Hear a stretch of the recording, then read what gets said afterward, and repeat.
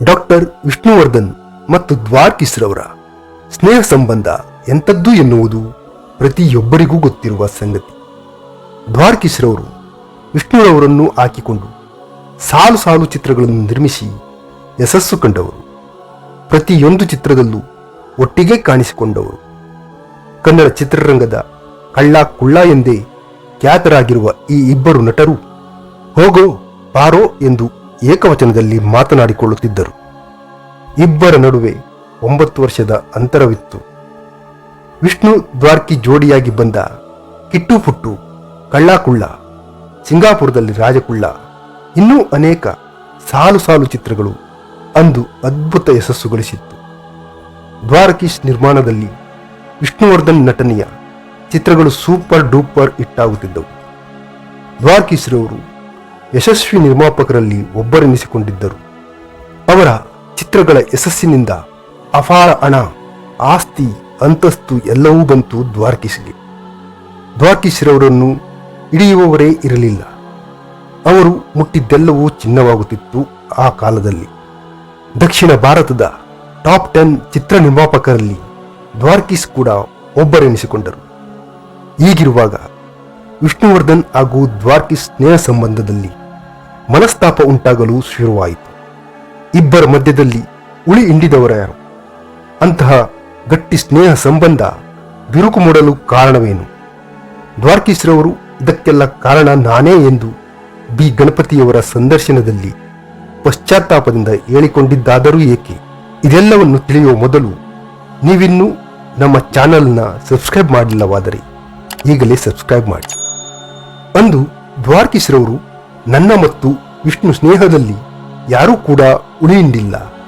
ನನ್ನ ಹಾಗೂ ವಿಷ್ಣು ಅನ್ಯೋನ್ಯತೆಯನ್ನು ಕಂಡು ಉಳಿ ಹಿಂಡಬೇಕು ಅಂತ ತುಂಬಾ ಜನ ಕಾಯ್ತಿದ್ರಂತೆ ಅನ್ನೋದನ್ನ ಕೇಳಿದ್ದೀನಿ. ಬಿಟ್ರೆ ನಮ್ಮಿಬ್ಬರ ಸ್ನೇಹಕ್ಕೆ ಸಂಬಂಧಿಸಿದಂತೆ ಯಾರೂ ಕೂಡ ನನ್ನ ಬಳಿ ಬಂದು ಕಿವಿಚುಚ್ಚಿಲ್ಲ. ಎಲ್ಲದಕ್ಕೂ ಕಾರಣ ನಾನೇ. ಎಲ್ಲ ತಪ್ಪು ನನ್ನದೇ. ವಿಷ್ಣುವರ್ಧನ್ ತುಂಬಾ ದೊಡ್ಡ ಹೀರೋ. ಅಂತಹ ದೊಡ್ಡ ನಾಯಕನನ್ನು ನಾನು ಸರಿಯಾಗಿ ನಡೆಸಿಕೊಳ್ಳದೆ ತುಂಬಾ ದೊಡ್ಡ ತಪ್ಪು ಮಾಡಿಬಿಟ್ಟೆ. ಈ ಈಸ್ ಎ ಬಿಗ್ ಮೆಟೀರಿಯಲ್. ಈ ಈಸ್ ಎ ರಾ ಮೆಟೀರಿಯಲ್. ಹೀರೋಗೆ ಕೊಡೋ ಮರ್ಯಾದೆಯನ್ನು ಕೊಡಬೇಕಾಗಿತ್ತು. ಅವನ ಜೊತೆ ಸಲುಗೆ ತಗೊಂಡಿದ್ದೇ ನನ್ನ ತಪ್ಪು. ನನ್ನ ಪ್ರತಿ ಸಿನಿಮಾಕ್ಕೂ ಅವರೇ ನಾಯಕನಾಗಬೇಕು. ವಿಷ್ಣು ಇಲ್ಲದೆ ನಾನು ಚಿತ್ರ ಮಾಡೋಕೆ ಆಗಲ್ಲ ಅನ್ನೋ ನಿರ್ಧಾರನೇ ತಪ್ಪಾಗಿತ್ತು. ವಿಷ್ಣುವರ್ಧನ್ ಇಲ್ಲ ಅಂದ್ರೆ ಬೇರೆ ನಾಯಕನನ್ನು ಹಾಕಿ ಸಿನಿಮಾ ಮಾಡಬಹುದಿತ್ತು. ನನ್ನ ಚಿತ್ರದಲ್ಲಿ ಅವನೇ ನಟಿಸಬೇಕು ಅಂತ ರೂಲ್ಸ್ ಹಾಕಿಕೊಂಡಿದ್ದೇ ನನ್ನ ದೊಡ್ಡ ತಪ್ಪು. ವಿಷ್ಣುವನ್ನು ಅವನ ಪಾಡಿಗೆ ಬಿಡಬೇಕಾಗಿತ್ತು. ಅವನು ಕೂಡ ಬೇರೆ ಬೇರೆ ಚಿತ್ರಗಳನ್ನು ಮಾಡಿ ಆರಾಮಾಗಿ ಇರಲಿ ಅನ್ನೋದು ನನ್ನ ಮನಸ್ಸಲ್ಲಿ ಬರದೇ ಇದ್ದಿದ್ದೇ ಇದಕ್ಕೆ ಕಾರಣ. ಯಾಕೆಂದರೆ ಅದಾಗಲೇ ನನಗೆ ಅಹಂಕಾರ ಬಂದು ಬಿಟ್ಟಿತ್ತು. ಈ ಹಣ, ಆಸ್ತಿ, ಯಶಸ್ಸು, ಅಂತಸ್ತು ತಲೆಗೆ ಏರಿ ಹೋಗಿತ್ತು. ವಿಷ್ಣುವರ್ಧನ್ಗೆ ಅಂದು ಕೊಡಬೇಕಾಗಿದ್ದ ಮರ್ಯಾದೆಯನ್ನು ಕೊಟ್ಟು ಅವನನ್ನು ಪ್ರೀತಿಯಿಂದ ನನ್ನತ್ರ ಇಟ್ಟುಕೊಂಡಿದ್ದಿದ್ರೆ ನನ್ನನ್ನು ಹಿಡಿಯೋರು ಯಾರೂ ಇರ್ತಿರಲಿಲ್ಲ. ನಂತರ ಅವನನ್ನು ಬಿಟ್ಟು ಚಿತ್ರಗಳನ್ನು ಮಾಡಿದೆ, ಕೈ ಹಿಡಿಲಿಲ್ಲ. ಈಗ ನನಗೆ ಪಶ್ಚಾತ್ತಾಪವಾಗುತ್ತಿದೆ. ಖಂಡಿತವಾಗಲೂ ತುಂಬಾ ನೋವು ಅನುಭವಿಸಿದ್ದೇನೆ.